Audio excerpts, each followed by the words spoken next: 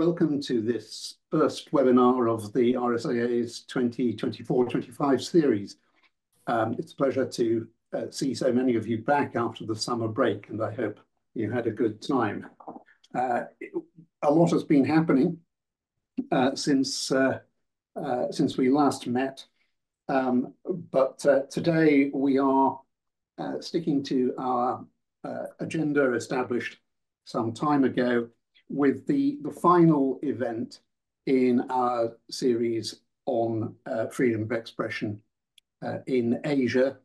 And we're delighted today to have Victor Mallet, currently the senior editor of the Financial Times World Desk, but whose career spans more than 30 years of reporting from Asia, Europe, Africa, the Middle East. He's written extensively on India and won prizes for his publications. The most recent of his publications on India was his book in 2017 about the River Ganges, River of Life, River of Death. Today, he's taking on the much broader challenge of journalism in Asia as a whole, where, of course, there is a vast variety in the freedoms or lack of freedoms available to journalists. And we're seeing particularly some of the limitations on journalists at the moment, of course, in the Gaza conflict. But we will be covering a much broader canvas than that today. And without further ado, I will pass on to Victor. If you have questions, he'll take them at the end. Please use the Q&A button at the bottoms of your screens rather than the chat button, and we will endeavour to make sure that all of your questions get a response. So thank you. Victor, over to you. Thank you very much indeed. Good afternoon, good evening if you're in Asia, good morning if you're in America. And thank you, Charlie, and all of you. It's a great honor to talk at the RSAA. I'm going to talk for maybe half an hour and then hopefully take your questions. As has been mentioned, it is a rather, as Michael mentioned, it is a rather broad topic. I've worked as a foreign correspondent first for Reuters and then for the Financial Times for more than 40 years, unfortunately, not more than 30. But I came rather late in life to Asia. I was into my 30s by the time I first set foot on Asian soil, if we exclude the Middle East from that. And to say that I was thrown into the deep end is a bit of an understatement. My first job was to go to Cambodia to report on the return of Prince Sihanouk, as he then was, to Phnom Penh in late 1991 after the Paris Peace Accords. There were very few cars, there were very few hotels or telephone lines. And remember, this is before most of us had heard of the internet or used a mobile phone. And I'm ashamed to say that looking through the archives, I find that I even used a journalist's last resort to explain the public mood in Cambodia at the time, quoting a taxi driver, but at least he was a cyclo taxi driver. Those are the pedal tricycles that was then the main way of getting around, who told me that tomorrow morning it is the new Cambodia. That was the day before Prince Sihanouk returned to the country. So I didn't have a very auspicious start, but I did go on to spend many years writing about Asia. And it really is astonishing to think how much things have changed in Southeast Asia, particularly since then, and how rapidly. I mean, Hanoi and Northern Vietnam in general were real eye-openers and places then of absolutely grinding poverty that seemed to me more desperate than most of the things I had witnessed in years of reporting from Africa and the Middle East.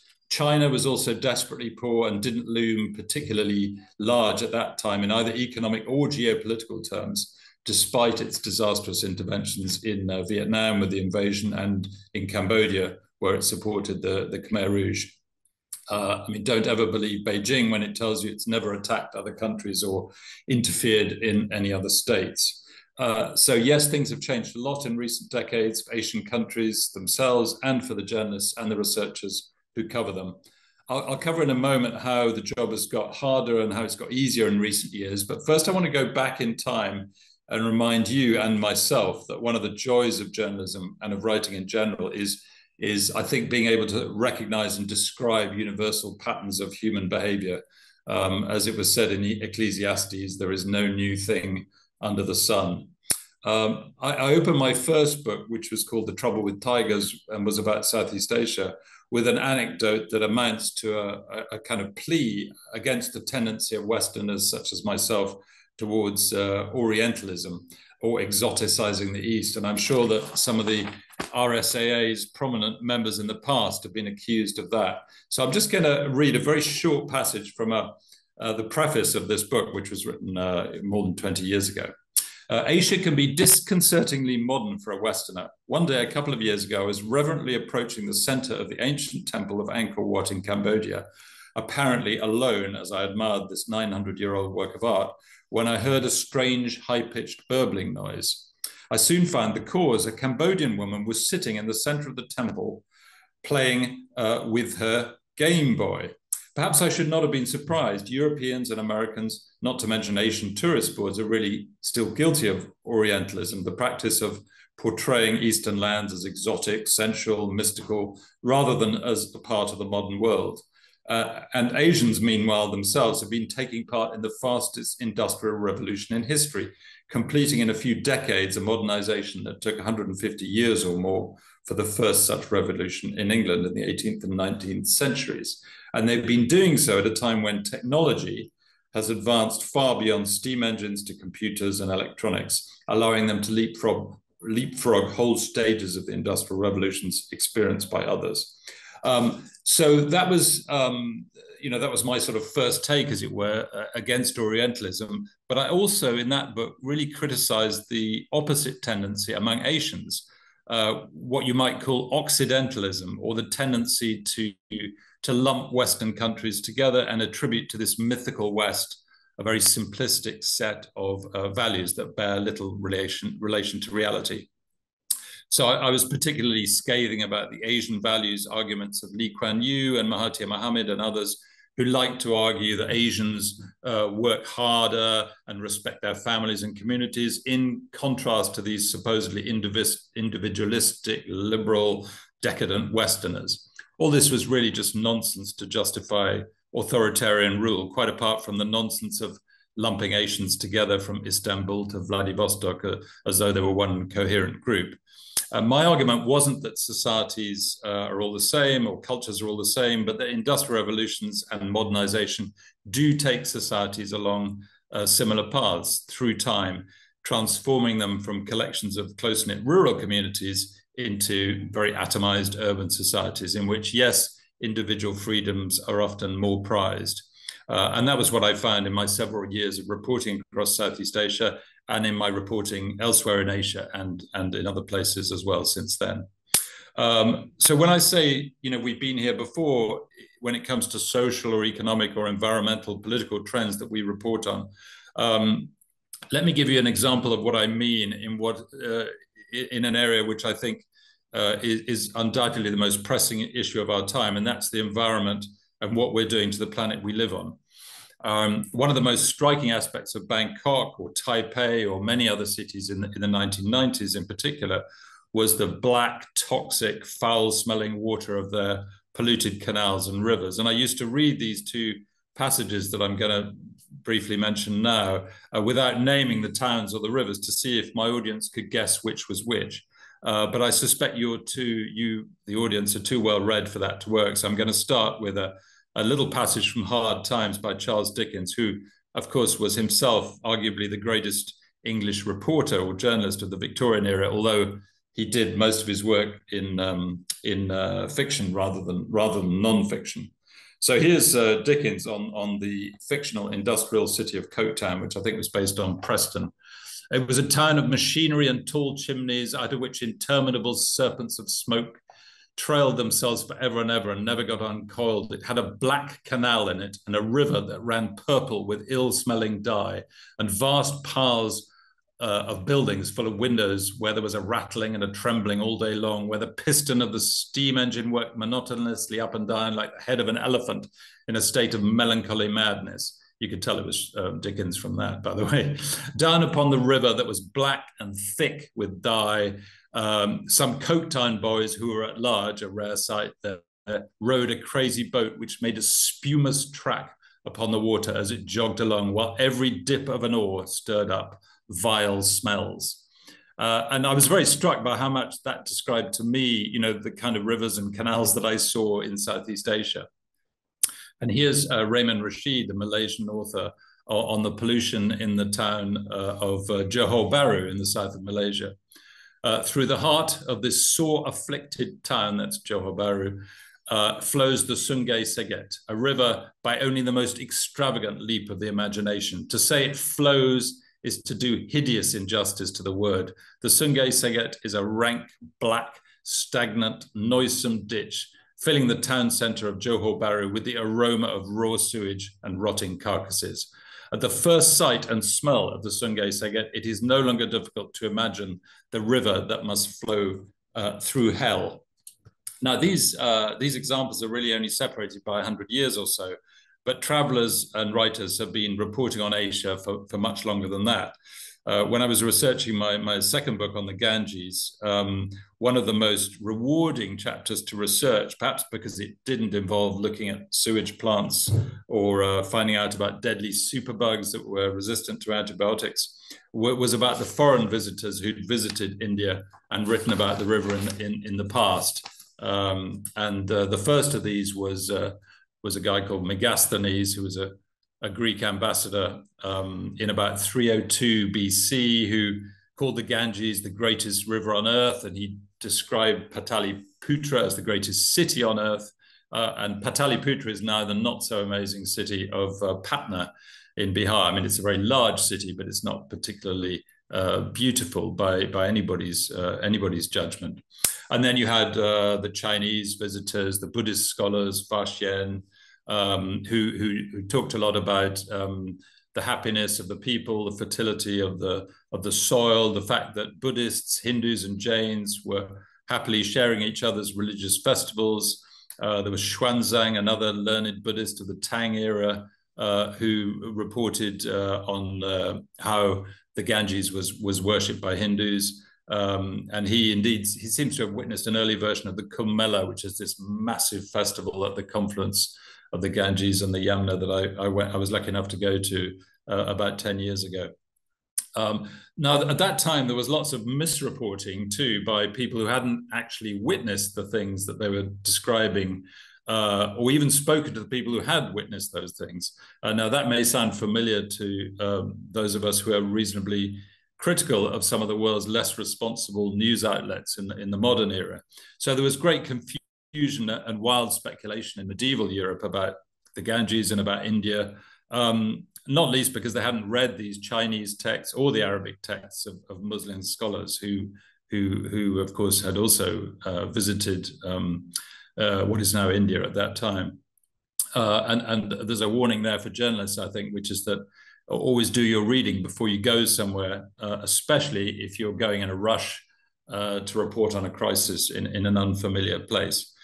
Christopher Columbus, who was relying heavily on Ptolemy, among others, he mistook America for Asia and the mouth of the Orinoco for one of the rivers of paradise, and he thought Honduras was China, so he didn't have the right kind of information that he needed.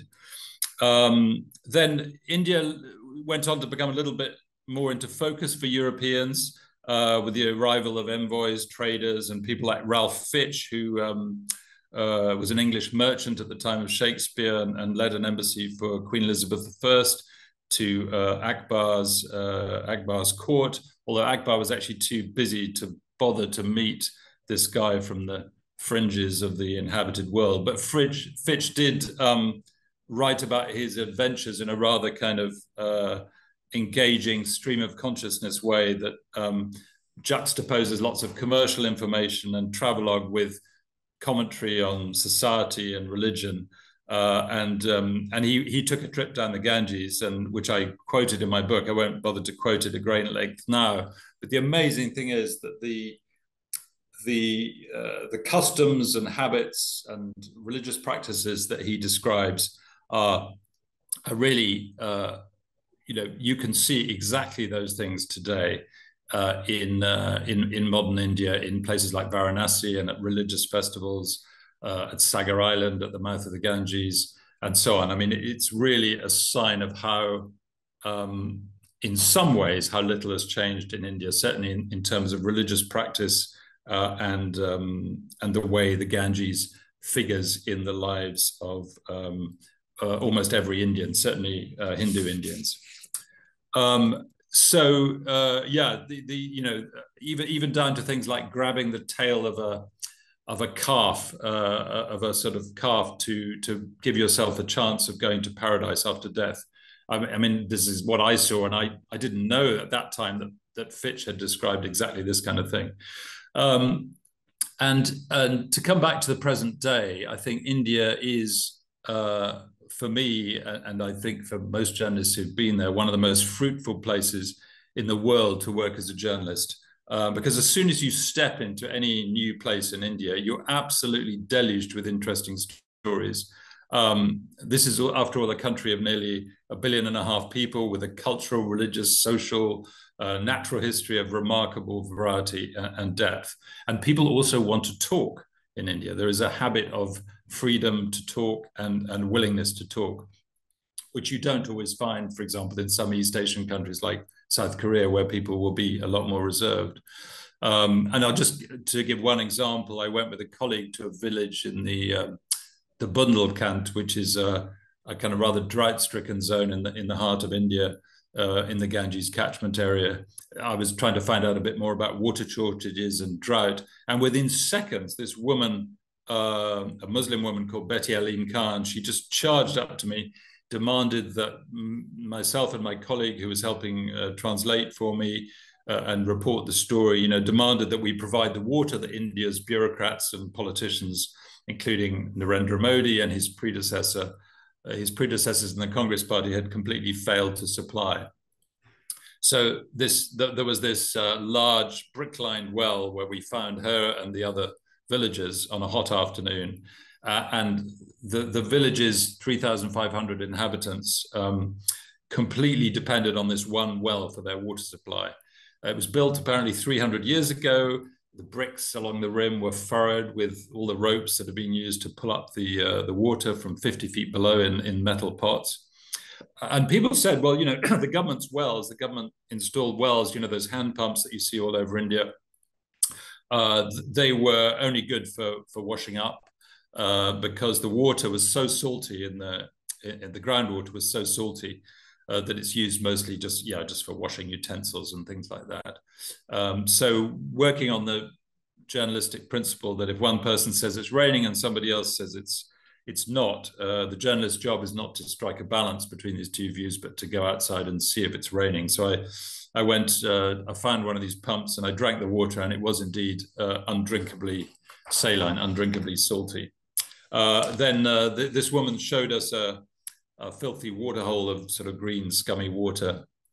And then she explained in great detail the kind of the problem. And I'll just quote a little bit of what she said, because it to me is a wonderful example of how rich India is in kind of stories for people who want to find out what's going on. She said she was talking in very colorful Hindi, which I don't speak at all well, but my colleague did. The water crisis is acute here. It's a huge problem. 1,000 rupees was spent to dig this hole here for water. All the women from the village bathe in this and wash their clothes. Every couple of weeks, the water gets so dirty and smelly and it's full of bacteria. Then everybody contributes half a liter of kerosene and a pumping machine is brought to remove the water. And then it takes a couple of days for the groundwater to resurface and the hole fills up with water again. Women have to take turns to come here and bathe. There's not enough room for so many people. And so on. I'm nearly 50 years old. We've been facing this problem of water. Sweaty people smell awful, but you can't bathe here every day. Some people don't wash for 4 days. Nobody wants their daughters to get married to someone from here because they think their daughters will die carrying water on their heads all their lives. And the Hindus of the village have an even bigger problem because at least Muslims can marry girls from within the village, whereas Hindus cannot, and they must go outside to look for prospective grooms for their daughters. So people return home merely to call on the phone and say, this is when the people are looking for prospective brides. They say, sorry, the village is really far and we don't want our daughters to go. So our poor villagers lose whatever little money they have in trying to arrange a bride for their sons. And I just thought, right there's about 10 different stories for a journalist to write about in that short rant. And it confirms my belief that the first thing a journalist should do, whether they're based in Paris, where I am now, or in Delhi, is to leave the capital and just go and meet people. And in that way, you pick up a lot of interesting information, of course, but you also don't miss things that are happening around you, whether it's the rise of Donald Trump or the support for Brexit or all the other things that we've missed over the years, or some of us have missed over the years. But this is where I think you probably want to hear more about the real contemporary problems of journalism in Asia. Reporting in India is getting more difficult, and it's not just journalists who suffer. NGOs that monitor everything from human rights to the environment, they've been targeted for years. Academics have been harassed. Visas are harder to come by, both for us and for these other people, both for us journalists and for other professions. And in some cases, those visas have been denied quite recently, and renewals have been denied. And the climate for local journalists, on whom we foreign journalists often depend, is exceptionally difficult and sometimes dangerous. So the easy multiculturalism, of the early Indian empires and indeed the recent past in India is definitely in the past now. India's become less tolerant, less open since the rise to power of the Hindu nationalist BJP. When I was based in Delhi, the BJP would complain about being described as a Hindu nationalist party. And we had to point out to them that their own website gave that description in English on its homepage. Now that I noticed, I had a look just before coming to you, and I noticed that they've now got a slightly more sophisticated web presence. And they coyly say on that only, we have faith in cultural nationalism. So they're not talking about Hindu nationalism, they're talking about cultural nationalism. But I think we all know what kind of culture they're talking about.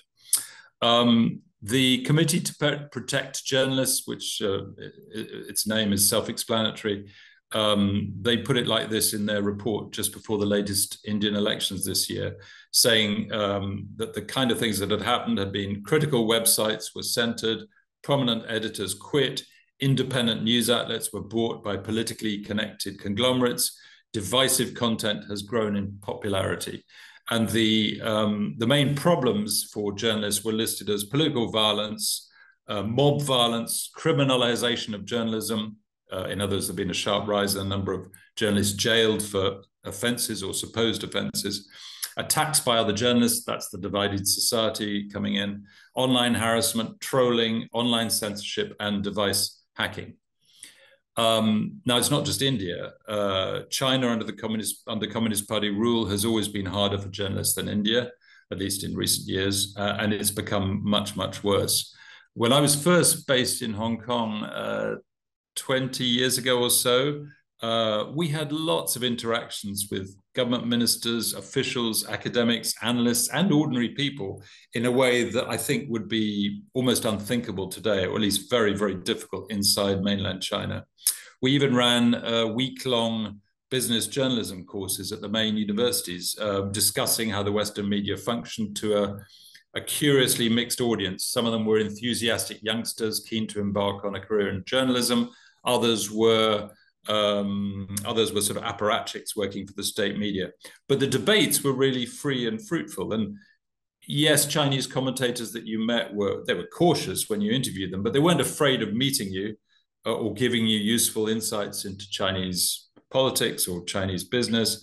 And of course, they wanted to ask you about events where you were and in your country and what was going on there. So there was a kind of useful exchange of information between journalists and the people they interviewed.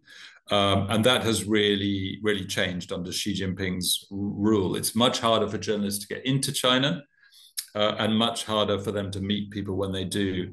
A few years back, I asked a Chinese-American academic friend why he hadn't been to China recently. And he replied that, well, first of all, he didn't know whether he would get permission or a visa to go into China. And secondly, that if he did succeed in getting in with a visa, he couldn't be sure that he would ever get out again. And that is a real risk, unfortunately, especially for Chinese people or people of ethnic Chinese origin. Then there's Hong Kong, which of course has never been democratic, but did enjoy freedom of speech and freedom of association and a completely free and vibrant press, which made it a really good place to be based when reporting on China and on the rest of Asia. I have skin in this game. I was denied the renewal of my work visa back in 2018, and I probably can't go back to Hong Kong. That was a very minor act of repression compared to what has come since. The harassment and arrest of journalists, professors, and democratic politicians. And I love to remind people of Article 27 of the Basic Law, which is the constitutional document that arose out of the negotiations for the handover of Hong Kong to China by the UK in 1997. Hong Kong residents shall have freedom of speech, of the press and of publication, freedom of association, of assembly, of procession and of demonstration, and the right and freedom to form and join trade unions and to strike. Article 28 isn't bad either. The freedom of the person of Hong Kong residents shall be inviolable. No Hong Kong resident shall be subjected to arbitrary or unlawful arrest, detention, or imprisonment. Now, China is clearly in breach of this promise, not least with its new national security law, which essentially criminalizes anything that the authorities decide that they don't like. It's all rather Orwellian. Among other actions, the government has prosecuted politicians for trying to win an election, which I would have thought is merely the job description of a politician. So we have the Hong Kong 47, you probably know about, charged with conspiracy to commit subversion because they organized primaries for the 2020 legislative election, legislative council election, to give the Democrats a better chance of winning. And the authorities have also raided and shut down news outlets for doing the job of journalism, including Jimmy Lai's irreverent Apple Daily, by far the most popular Hong Kong newspaper at the time. And only a couple of weeks ago, 2 editors of Stand News, another news outlet, which has been shut, were found guilty of sedition in Hong Kong, not this time under the national security law, but under an old colonial law. And they now face up to 2 years in jail. Their sedition was really just to have carried out the normal work of journalists, including publishing the opinions of opponents of the government. And the judge said that they had supported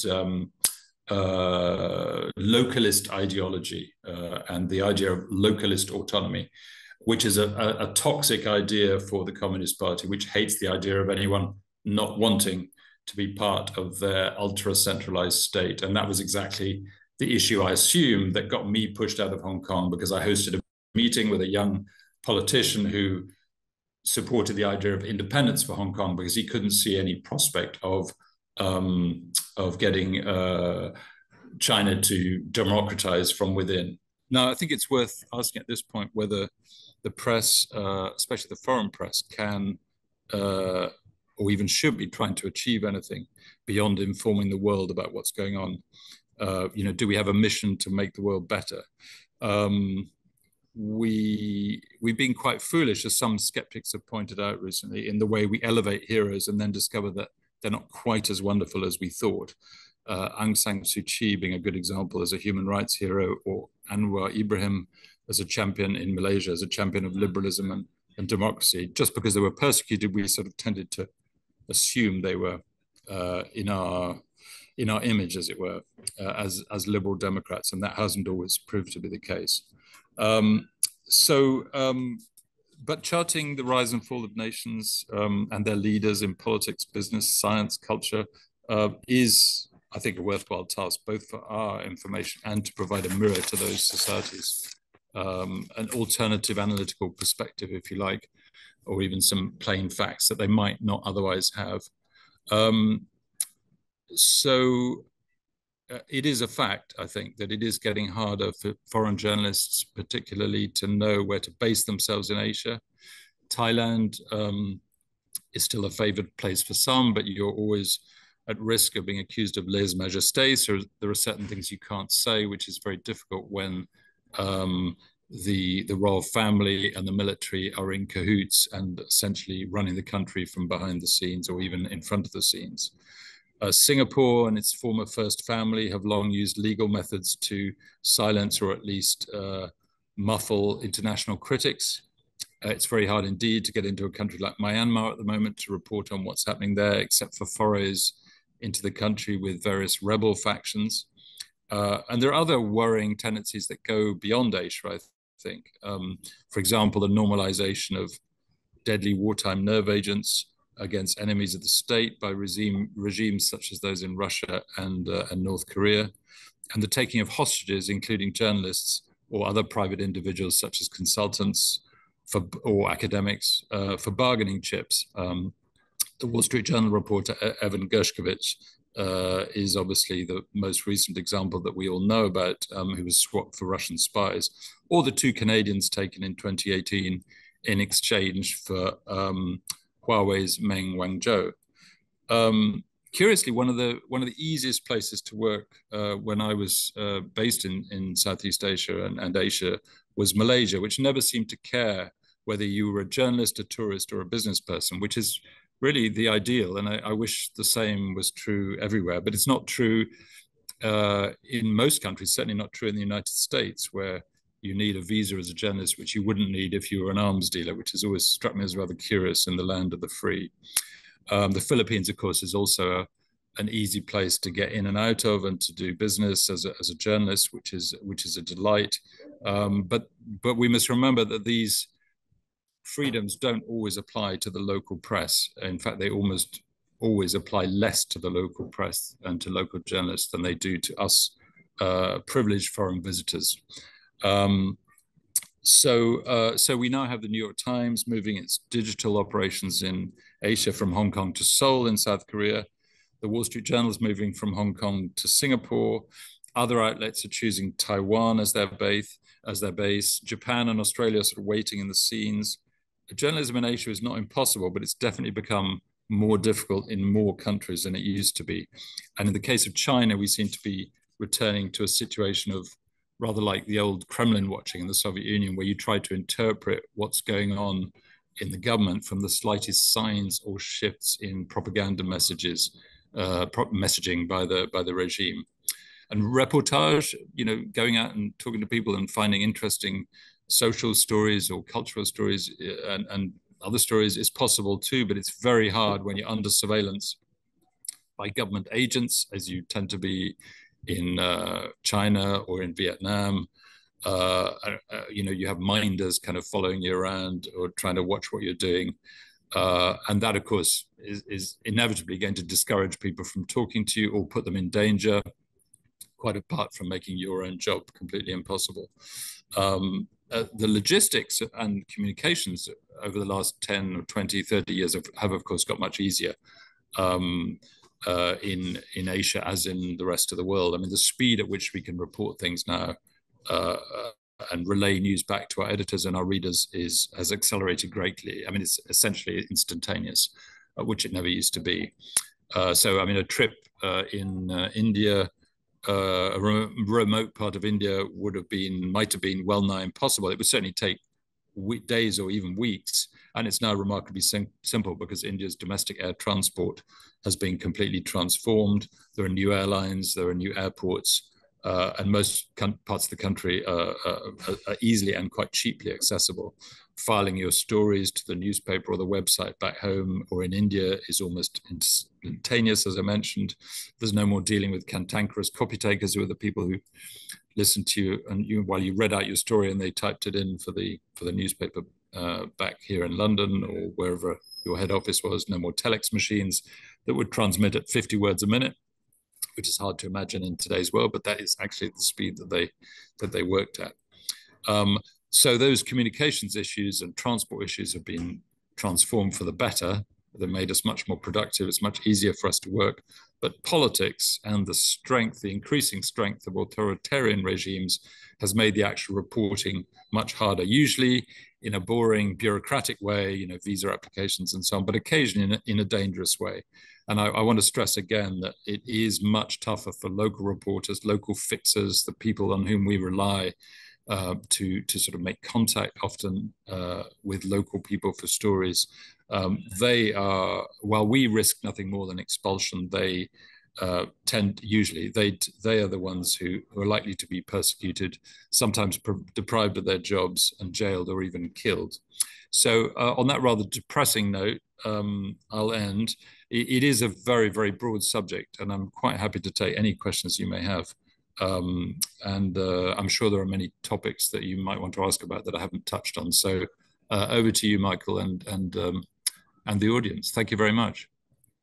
Victor, thank you very much indeed. And I think that's a very wide-ranging talk as we expected, and I found the contrast between the improving technology of journalism and the shrinking space in which to use it a very interesting one.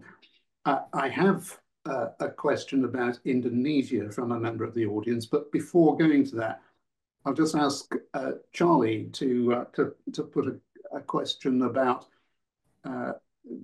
relationships with authoritarian regimes and journalism in general. Charlie, go ahead. Perfect. Yes, thank you for that fascinating talk. So my question is, in your experience across Asia, are all authoritarian governments necessarily difficult to work with for journalists, or are there exceptions to that? That's a good question. So I'll give you the example of Singapore, which I think you could describe as a sort of quasi-authoritarian government, although they obviously wouldn't like the description. If you're doing a business story or a story about the Singapore economy, it's fantastically easy. They make your life easier. They will lay out people to talk to you in a very coherent way, who will be very skilled, expert people in their fields. Ministers or deputy ministers or the head of such and such an agency will tell you about, the progress of investment in the port or high technology factories or whatever it is you want to know. That is, of course, fantastically easy, and they will make that very, very helpful. And having a very sort of centralized top-down regime, which is to some extent a meritocracy, is fantastically useful in that regard. But if you were to start wanting to report on a political issue, it's incredibly difficult. I mean, then the machinery of the authoritarian state is working in the other direction. They're not trying to help you. They're obviously trying to hinder you. In fact, they will do everything possible to make it difficult for you to meet the people you want to meet.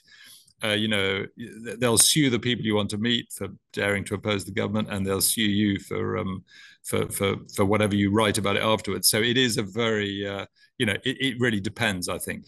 The other thing to remember is that authoritarian regimes, often their concern is not, the foreign press, depending on the kind of authoritarian regime and whether they're very outward looking to the rest of the world, whether they depend on the rest of the world, or whether they are more concerned with crushing local dissidents than they are with whatever the rest of the world says about them. So that is very varied from country to country, I think.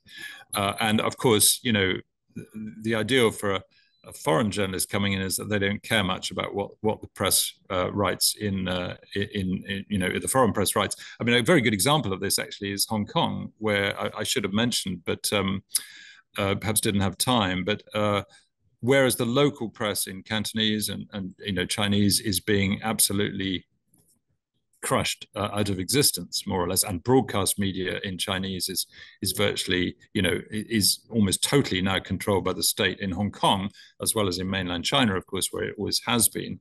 The English language press, especially the foreign language press, but including the local language press, is allowed to do a lot more. Now, this is a very kind of fragile, delicate situation where you have an extremely authoritarian regime, which has basically decided to crack down on domestic media in a big way, in a very repressive way, but to allow the English language media to sort of continue operating and to say things, to comment on things, and to report on things which could easily be interpreted as being in breach of the national security law. Now, what I mean by fragile or delicate is that, oh, nice dog. I can see a dog behind your shoulder. Or is it a cat? Anyway, is that, what it means is that the foreign reporters who think they are safe, so to speak, they are safe at the moment, but at any moment, the government could turn on them and say, you know, what you have said is in breach of the national security law. And I can prove that because the courts found that a local journalist who said the same thing was in breach of the national security law. So it's a very delicate situation. And I think it's something that is not, you know, it's not sustainable in the very long term, because you are constantly in danger of crossing a line that is, you know, that is invisible to you. Of course, you don't know where the line is, and nor did the local press before they all got arrested. Nor did the local politicians before they all got arrested. You know, the government, in fact, assured people that it wouldn't implement this law in a draconian way, and in fact, it has implemented it in a very draconian way. So, yeah, I hope that sort of partly answers your question. But the answer is that it is very different depending on the country you're in. Yeah, yeah, that's great. Thank you. Can I mean, sort of pick up it may be the other end of the spectrum in some respects, but populism is rising, not just in the United States and to a degree in the UK, but to give an example that you haven't talked about, Turkey, Erdogan's popularity is, of course, based on other things too, but there is a strong populist element. I mean, one sees that in other parts of Asia, and particularly with Narendra Modi. What impact do you think that strand of current politics has on press freedoms? Sorry, when you say strand, what do you mean exactly? Well, the strength of populist parties. I mean, is there an impact there on the willingness of governments to let journalists speak their minds, or is it more a case of, as you know, we see on Twitter and Facebook and so on, that if you say something unpopular, you're immediately deluged with abuse and threats, which is a slightly different kind of constraint on freedom of expression. But I wonder if there's that's something that you've observed. Yes, I think this is very interesting because it kind of verges, it moves into a debate about the way our societies are kind of, you know, have become fundamentally divided, not just between different societies, which is also to some extent the case, but within societies, and the way that is exploited by populist regimes, authoritarian regimes, or both. And sorry, I didn't mention Turkey because, of course, for us, Turkey counts as part of Europe, even though I know the bulk of it is in Asia. But yes, of course, we cover it all the time, and we're very interested in it. But geographically, most of it is in Asia. But I wasn't really thinking of it as part of our territory. But yes, no. So I think you know, that is really, I mean, a good example of I think what you're talking about is to look at, say, how Duterte attacked Maria Ressa and her Rappler website, you know, through the courts, but also through mobilizing sort of divisive and hostile public opinion against her, and, you know, essentially trolling her and all her colleagues in a very, you know, unpleasant and, you know, unpleasant way. And so you know, in a way, populist governments can do two things, or two of the things they can do to try and sort of suppress the free media is first of all, they can, you know, pursue you in the courts, and they can jail you, they can put administrative controls on you. And secondly, they can mobilize public opinion against you. And we see a lot of that in India. We've seen it, as I mentioned, in the Philippines. And I'm sure the same thing is happening in other countries where you have, I mean, America is a very good example of that, although it's not technically in Asia, but you see that that way of operating. And the other interesting thing I think that we shouldn't forget is the way that authoritarian states have very successfully used this abroad as well as in their own countries. So, you know, China and Russia, for example, are two of the states that have, for many years, have been pushing divisive agendas and divisive news, if you like, in Western Europe. I mean, because they think it serves their ends to divide and confuse the voters and the governments of Western Europe, and the Russians in particular have been quite successful at that. But the Chinese have also pushed those kind of things, basically trying to set people against each other in the countries that they feel that they are rivaling on the world stage. And they do it mainly through social media and through their own websites, which is why it was quite significant that the Europeans, when the Russians just went too far, they basically just shut down those avenues for sowing division within the West. I mean, that's what the EU did basically with Russia TV and with Sputnik and so on. So it didn't even need fake news. Often they would take a real news item and they would just push it relentlessly until it sort of went viral. And if you look at the origins of a lot of these very kind of angry tweets or angry X posts or whatever they are, you have often at the root of that will be a quite a vigorous campaign by Russian social media or state-backed social media, or in some cases Chinese social media, to sort of push that message to get people to hate each other. And in the case of Russia, that means supporting the far right in France and sort of pushing their message as much as they can. Thank you. I mentioned that I had a question from a member of the audience about Indonesia. Richard Seabrams asked, what of Indonesia? Can journalists there help to get stories from difficult regimes? Yeah, no, a very good question. And I feel slightly underqualified to answer this because although I did cover Indonesia many years ago, I would sort of almost refer you to my better qualified colleagues. However, Indonesia is, I've always believed that Indonesia is one of the most underreported countries on the planet. And we used to have a stringer there many years ago, and I campaigned to get that person reinstated. And finally, very recently, we have indeed got a correspondent in Jakarta now, which is excellent news. But I don't know yet, how difficult or not it is to report on what is going on there. I do remember that it was always quite easygoing. It was under Suharto, for example, it was an authoritarian democracy, if you like, but it was relatively easy. It was hard to get a visa, or not easy to get a visa. But once you got the visa, you were pretty free to travel around and do what you wanted. And in that sense, it was like the rest of Southeast Asia, quite easygoing for foreign journalists, at least, if not for local correspondents. And I think right now it's certainly possible to report on what's going on, but I can't give you sort of very up-to-date information on, precisely how difficult or easy it is today to do the business of a journalist, either as a local correspondent or as a foreign correspondent in Jakarta or in Indonesia. So better to maybe talk to Ben Bland, my former colleague, who's now at Chatham House, who was for many years, I think, a correspondent there, and who's now in charge of Asia programs, I think, at Chatham House, or indeed, our correspondent who's there, or other Ananta Lakshmi, who's our correspondent there, or other correspondents who have been there more recently than I have. So if that's, I'm sorry for not giving you a more complete answer, but I don't feel I know enough about the subject right now to give an answer. Well, thank you. We'll ask Ben again. He spoke to the society. Oh, good. Yes.